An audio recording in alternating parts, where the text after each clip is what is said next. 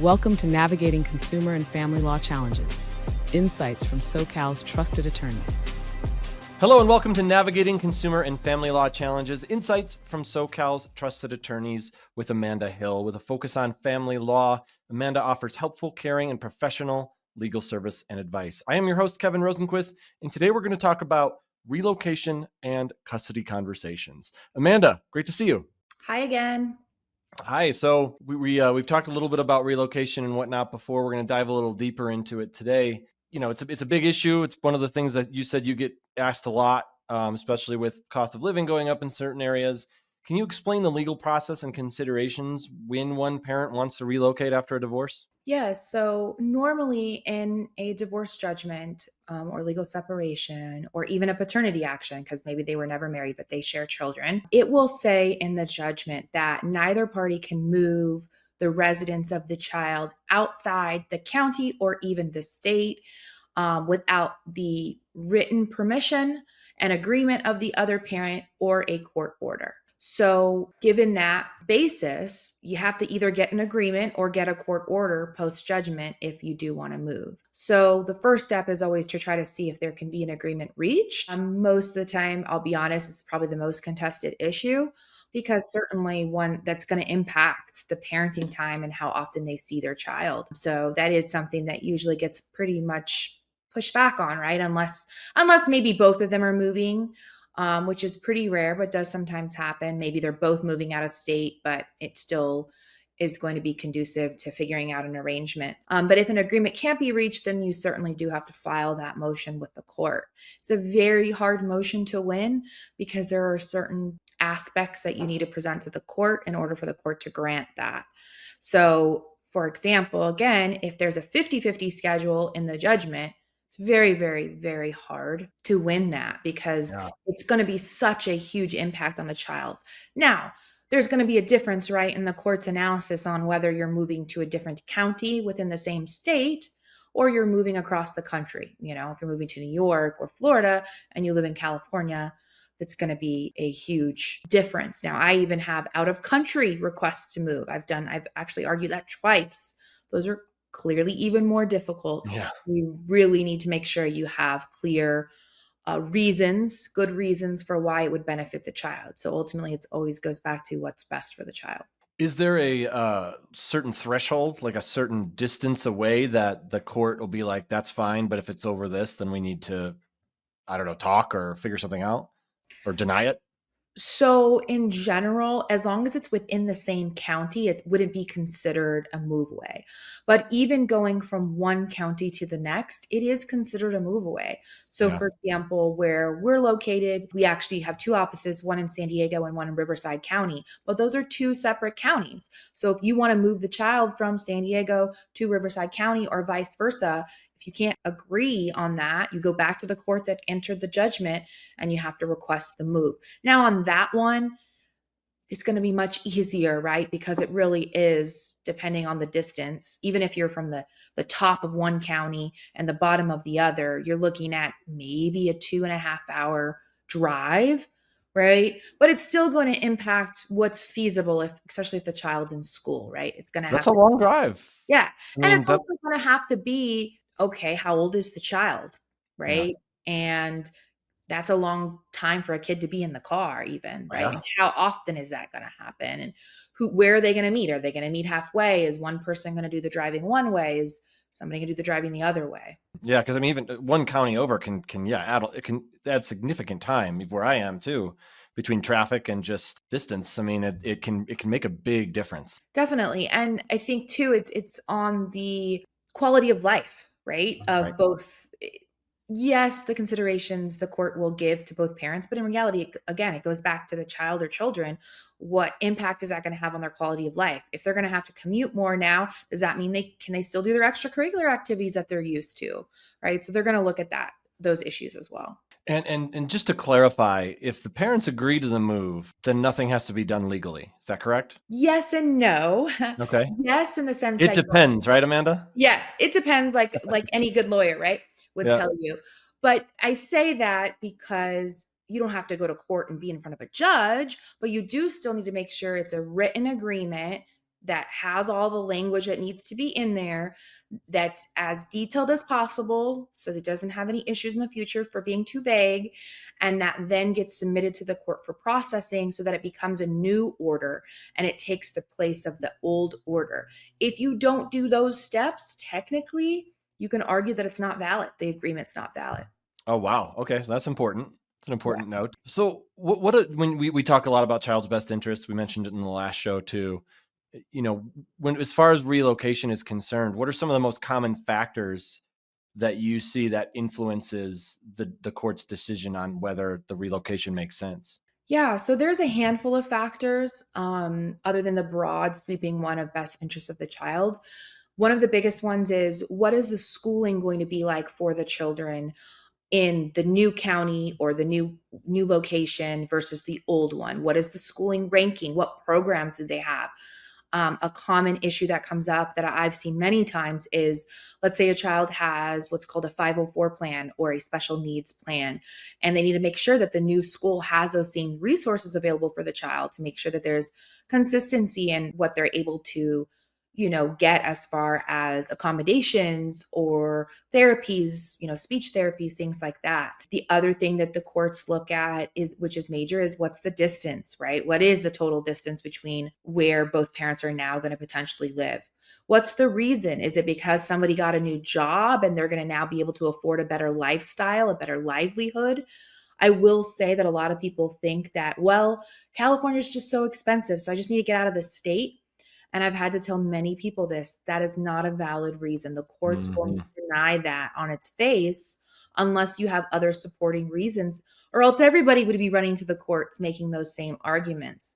The court, that wouldn't be fair, right? So certainly, though, if you have other resources in another state, like maybe the child's very young and you need childcare assistance and all of your family is located in another location, and maybe because of that you're not going to have to incur the cost of childcare, and now your family's going to help out, and now you're going to be able to go back to school and maybe finish that degree that you never finished.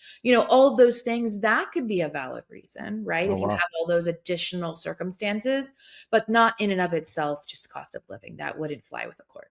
Yeah, it's very nuanced. I can tell. Like there's obviously a lot of different factors that play here, and even if that situation, like let's say one parent can get a much better paying job, and like you said, has family for childcare and all that, the other parent can still say, well, listen, I'm not going to be able to see my kid nearly as much, so I don't want that. You can't do. And how does the court weigh one versus the other in that situation? Ultimately, they're going to look at what is the history that this child has with both parents. And if it's as close, if it's closely like a 50-50 split, the court clearly is going to know that that's going to have a huge impact on that child's life, because they want to make sure that they do have an ongoing relationship with each parent and has the opportunity to continue to have that relationship.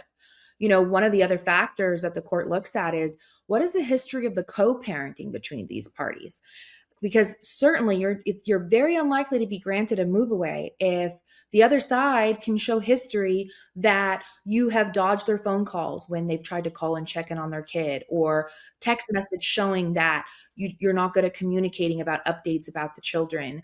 And it looks like you're trying to like force them out of their lives. If they can show the history of that, you're going to reduce your chances of getting that move away, because if you can't co-parent in the same county, why would the court trust that you can do it across the country? I think I've asked you this before in a previous episode, but I'm going to ask it again, just in case this is someone's first episode listening.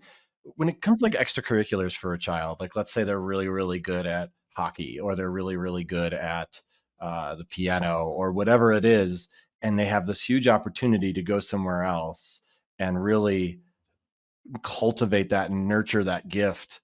Does that have good weight in a decision like that from the courts? Again, I think it depends. I think it depends on the extent of history that the child has. Like, are they maybe they're 14 and they're in high school, and this is like, we're talking like serious scholarships at issue here, or, real opportunities that are on the line. I certainly think the court would consider that. But if we're talking about maybe an 8-year-old that is just really passionate, I think that's going to be, more questionable on the side of the court as to what makes the most sense. Especially, again, if you go back to this idea that it's a 50-50 timeshare. So conversely, I would point out that If the history is that one parent has had primary custody, then you're far more likely to get a move away request granted. In fact, there's a presumption that if you've been established in the judgment as the primary custodial parent, so an example of that would be one parent has like 1 weekend a month or every other weekend, and the other parent has the rest of the time with the children, then it's much easier to get it because there's a presumption that it is in the best interest of the child to remain in the primary care of that parent. So then the burden flips to the person opposing, the parent opposing the motion, to show proof that it would be detrimental to the child or children if the court grants that request. And how much weight does the child's preference have, if any?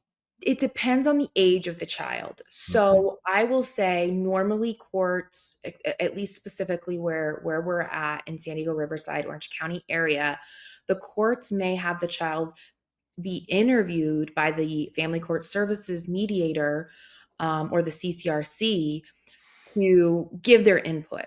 But I would say the age range is usually between, at minimum, 10, but normally usually more common around 12 to 16 is when the child may be interviewed and be able to give their input, because they kind of have their own lives at that point. They do have extracurriculars or hobbies or clubs that they're a part of, and academics to consider. Yeah, for sure. And an 8-year-old might just want to live with whoever gives them more cake, Yes. or who eats cookies for dinner, or who lets them Right. eat cookies for dinner. I'm going with them for sure. Right. Who doesn't Exactly. limit my tablet time? Another valid point. Yes. If a parent, maybe they don't have that 50-50 split, is it a lot tougher for them to, if they're on the lower end, like they just have every other weekend, is it really hard for them to contest a move, especially if it's like an out of state move or something? Yeah, I would say that they certainly have the right to contest it, but a good strategy call on that is to use to their advantage the opportunity to try to get as much time as possible during school breaks. So for example, if it's likely that you don't want to, you don't you think, well, I don't know, maybe they're going to get this move, maybe say, you know what, maybe I won't fight it, but in exchange, I want the entire summer, I want Mm. every spring break, I want the majority of the winter holidays, and then in reality, if you actually add up all that time, if that were to be what was negotiated as the new parenting plan, that's about 35% timeshare. And if you kind of add in all the days that would encompass, sometimes you can maybe even get yourself close to what you already have. It's just obviously going to look different on the day to day. Yeah, yeah, it's or you'll get a good amount of time. It'll just be in chunks, if you Yes. will. Yes. Yeah. Yeah. Which can also be difficult if it's a situation where there has to be flights or anything like that, as far as getting if it's a long distance situation, that offers complications as well. And you know what? I would say, since you brought up the flights, that's a good point. Oftentimes, cost allocation gets brought up and can be litigated. And in general, what I have seen by the courts is if you're the requesting party, and for example, one of your reasons is the cost of living is going to be lower for me there, and I'm getting a better paying job, and it's going to be a better scenario. Well, then guess what? The courts are going to say, great, you can pay for the majority of the travel costs for the parent that's being left behind to be able to exercise that new visitation plan. Do you get situations where somebody wants to move, the other party doesn't want them to, and they're still very heated and don't like each other very much, and kind of like one saying, "Hey, you're not a good dad anyway, or you're not a good mom anyway. I might as well just move." How does that sort of play out, as far like what kind of evidence would one need in order to prove that they are a good parent, an attentive parent? I think that you just have to look at the documentation that you have. That's why I always recommend to, my clients and anybody I speak with, is making sure that you keep good records of all the communications you have. Even if you do have phone calls, do a call log, show what that looks like, document everything, and keep a good diary of the major events that happen on a monthly basis, so that you do have credible evidence and historical documentation to show what you're claiming, if you believe that in fact is true. I will say though, everybody, not everybody, but the judges take it with a grain of salt as to your character analysis of the other side, Yeah, yeah, right? yeah. Right, right. Because they're not looking at whether you guys are, compatible or no longer compatible. right? They really are looking at how can you guys effectively co-parent. And people don't understand you can still effectively co-parent but have different parenting styles, right? In fact, I just litigated this issue recently where a judge came down and told both sides equally, I understand that this is a really hard situation for you to be in, but you also need to understand that it's okay for you to have different parenting styles. And it's okay for that child to have those different parenting styles depending on where they're staying or what parent they're with, as long as it doesn't impact what's best for the child and there's no health or safety issues. But you're no longer together, so you're no longer you no longer have the ability to micromanage the parenting style of the other parent. Very true. And is there a mediation process that happens when these disagreements happen, or does it typically go right to a judge? Depending on the county, but the vast majority of counties local in San Diego area and the surrounding counties, you do go to mediation first. The only exception to that is if you have gone to mediation in the last 12 months, you don't get that right automatically. You just go straight to a court hearing date. But if you haven't in the last 12 months, then you'll be sent to mediation first to see if you can resolve it at mediation. Does it typically, in your experience with your clients, does it typically get resolved in mediation? I would say about 40, 60. It really depends. If we're talking about a move away, though, most of the time they don't resolve at mediation. No. Yeah. Yeah, it's a big issue. That's a big change. So I can totally understand that. Yeah. So you said 40, 60, 40% it gets resolved in mediation, 60% it I goes to would say trial? in general, on a custody issue, yes, but not on a move away request. All right. Well, thank you so much for joining us on Navigating Consumer and Family Law Challenges, Insights from SoCal's Trusted Attorney with Amanda Hill. To connect with her firm, visit kandhlawgroup.com. And of course, please be sure to like and subscribe to our channel and leave us a review. Amanda, it's always great chatting with you. Thanks so much for the insight and your time. Thank you. Thanks for watching.